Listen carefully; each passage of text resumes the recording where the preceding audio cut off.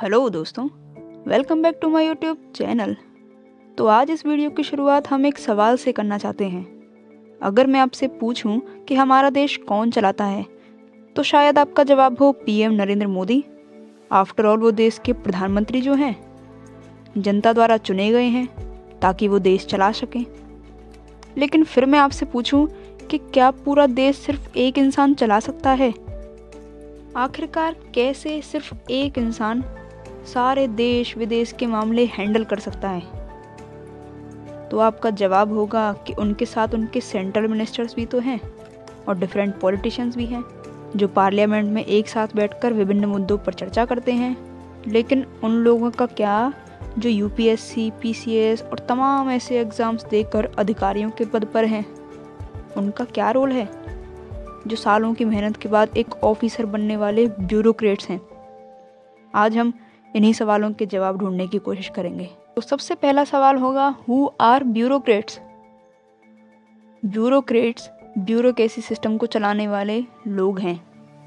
एक ऐसे नौकरशाह या कहे तो ऐसे अधिकारी जो पॉलिसीज या कानून को ग्राउंड लेवल पर लागू कराने का काम करते हैं, जो सरकार का सारा मैनेजमेंट और रिकॉर्ड्स को संभालते हैं। हाँ, ये वही लोग होते हैं जो यूपीएससी, पीसीएस जैसे टफ एग्जाम्स को पार कर कर एकेडमिकली अच्छा परफॉर्मेंस देकर किसी भी ऑफिसर की जॉब पर बैठते हैं। अब आपने ये तो जान लिया कि ब्यूरोक्रेट्स जो हैं मैनेजमेंट के एक ऑफिशियल्स होते हैं, लेकिन यहाँ सरकार कौन है? शायद आपने बचपन में पढ़ा होगा कि किसी भी लोकतांत्रिक सरकार के 3 अंग होते हैं। पहली लेजिस्लेचर यानी विधायिका, दूसरी एग्जीक्यूटिव कार्यपालिका और तीसरी जुडिशरी मतलब न्यायपालिका। अब ये तीनों ही अंग अपने अपने लेवल पर काम करते हैं। जैसे विधायिका का काम होता है लॉ एंड डिफरेंट प्लान्स का बनाना। यहाँ देश की संसद की बात हो रही है। यहाँ डिफरेंट पॉलिटिशियंस बैठकर अपने अपने बिल्स देते हैं जो सभी की सहमति के बाद पारित हो जाते हैं और कानून बन जाते हैं। अब जो कानून बन गया है उसे एग्जीक्यूट करना होता है। उसका काम होता है एग्जीक्यूटिव का, कार्यपालिका। इसमें पीएम, मिनिस्टर्स और ब्यूरोक्रेट्स आते हैं। और न्यायपालिका देश में सभी नागरिकों को जस्टिस दिलाने का काम करती है। सबसे पहले हम एग्जीक्यूटिव के काम को डिटेल में समझ लेते हैं। तो भारत देश की एग्जीक्यूटिव का काम है देश में पॉलिसीज, स्कीम्स और प्लान्स रेडी करना और इन सभी पॉलिसीज को लागू करना। देश में जहां धन खर्च करने की ज़रूरत है वहीं करना, ताकि बेटर फ्यूचर्स और वर्तमान विकास पर सही काम हो सके, ना कि गलत तरीके से धन खर्च करना। अब आप ही सोचिए, देश में जब अच्छी पॉलिसी बनेगी तभी उसका डेवलपमेंट हो सकता है, ना कि करप्ट नेताओं की जेब भरने से। अब आप सभी तो जानते हैं कि एग्जीक्यूटिव में राष्ट्रपति, उपराष्ट्रपति, प्रधानमंत्री, मंत्रिपरिषद हर 5 साल बाद इलेक्ट होकर आते हैं। अब ये नेता सारे कठिन अग्नि परीक्षा देकर 5 साल के लिए ही इलेक्ट हुए हैं, तो इन्हें हम टेम्पररी एग्जीक्यूटिव्स कहेंगे। और वहीं बात आए आईएएस, आईएफएस, आईपीएस जैसे ऑफिसर्स की, तो वो परमानेंट एग्जीक्यूटिव्स होते हैं। अब ब्यूरोक्रेट्स जो हैं परमानेंट एग्जीक्यूटिव्स हैं। अपने एक्सपीरियंसेस, नॉलेज और स्किल्स के बेस पर गवर्नमेंट के संचालन में अपनी भूमिका निभाते हैं। लेकिन सवाल आता है कि एग्जीक्यूटिव गवर्नमेंट में ये दोनों मिलकर काम कैसे करते हैं? किसी भी गवर्नमेंट का सत्ता में आना वहाँ के लोगों द्वारा निर्धारित किया जाता है। यानी कि जितने भी नेता हैं वो जनता के डायरेक्ट टच में होते हैं। मतलब वे उनके लिए एक ऐसा फेस हैं जो उन्होंने ही चुना है। उनके लिए क्या सही है, क्या गलत, उसी हिसाब से वो उनके लिए फैसले लेते हैं। मतलब ऑफिशियली पॉलिसी फॉर्मेशन तो ये पॉलिटिशियंस कर रहे हैं, चाहे वो किसानों के लिए योजनाएं हों, सुरक्षा से जुड़े मामले हों, विदेशी मामले हों, या फिर देश का बजट ही क्यों ना हो। बट हाउ इट्स पॉसिबल कि एक इंसान जो कि सिर्फ जनता द्वारा इलेक्टेड है, ना तो उसने कोई डिग्री ली, ना उसने कोई एग्ज़ाम पास किया, तो कैसे ये इतना सारा रिकॉर्ड हैंडल कर पा रहा है और मैनेजमेंट को संभाल पा रहा है? तो रुकिए, इस चीज़ के लिए ब्यूरोक्रेट्स हैं जो अपनी नॉलेज, स्किल्स और एक्सपीरियंसेस के बेस पर ही कोई भी स्कीम ग्राउंड लेवल पर प्रैक्टिकली करते हैं।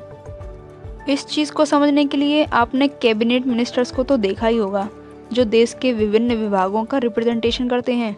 अब पूरी मिनिस्ट्री तो ये मिनिस्टर संभाल नहीं सकते, तो इनके पीछे होते हैं कुछ ब्यूरोक्रेट्स, यानी कि वे ऑफिसर्स जो ओवरऑल रिकॉर्ड्स और सिस्टम पर काम करते हैं।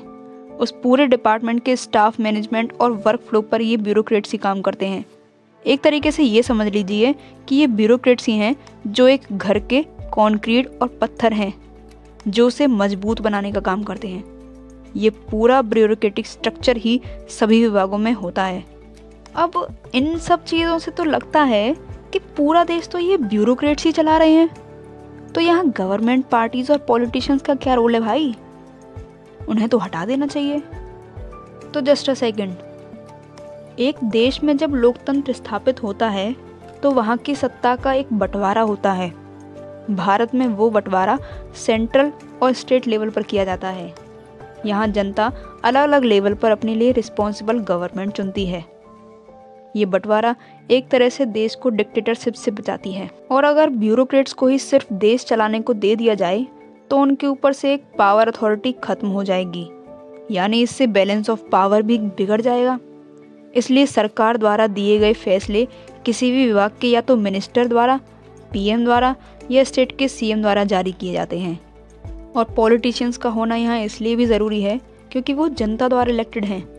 अगर वो कोई पॉलिसी लेकर भी आएंगे और उसमें कुछ गड़बड़ियाँ भी हुई तो ये पॉलिटिशियंस ही होंगे जो उस पॉलिसी के जवाबदेही होंगे, ना कि ये ब्यूरोक्रेट्स।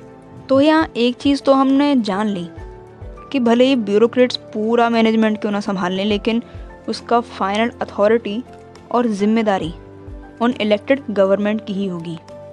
आसान शब्दों में समझा जाए तो जब भी गवर्नमेंट देश के लिए बजट जारी करती है तो वो तैयार तो वहाँ के ऑफिसर्स द्वारा होता है, लेकिन उसका प्रस्तुतिकरण निर्मला सीतारमण जी करती हैं। अगर जनता को बजट अच्छा नहीं लगा तो पूरी जिम्मेदारी उन्हीं की होगी, क्योंकि ब्यूरोक्रेट्स तो एक नाटक में पर्दे के पीछे काम करने वाले लोग हैं। पूरा परफॉर्मेंस तो ये मिनिस्टर्स ही देते हैं, जिनके लिए जनता तालियां बजाती हैं। लेकिन ये ज़रूरी नहीं कि ब्यूरोक्रेट्स या गवर्नमेंट एक साथ मिलकर अच्छा ही काम करें, क्योंकि कभी कभी इनके बीच कॉन्फ्लिक्ट्स भी आ जाते हैं।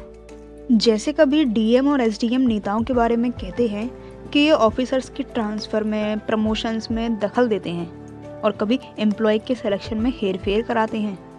कभी कभी इन्हें बहुत ज़्यादा पॉलिटिकल प्रेशर का सामना भी करना पड़ता है। ये चीज़ें तब सामने आती हैं जब कोई ब्यूरोक्रेट नेताओं की हाँ में हाँ ना मिलाए। जो भी ब्यूरोक्रेट्स अपने हिसाब से काम करना चाहे तो ये पॉलिटिकल लीडर्स अपना काम निकलवाने के लिए उन्हें रिश्वत तक दे देते हैं। खैर के ये मुद्दा अब अलग है, तो इस मुद्दे पे बात हम दूसरी वीडियो में करेंगे। आज इस वीडियो का उद्देश्य था सरकार और ब्यूरोक्रेट्स का देश चलाने का मेथड, उनका तालमेल, जो हमने काफ़ी हद तक समझ लिया है।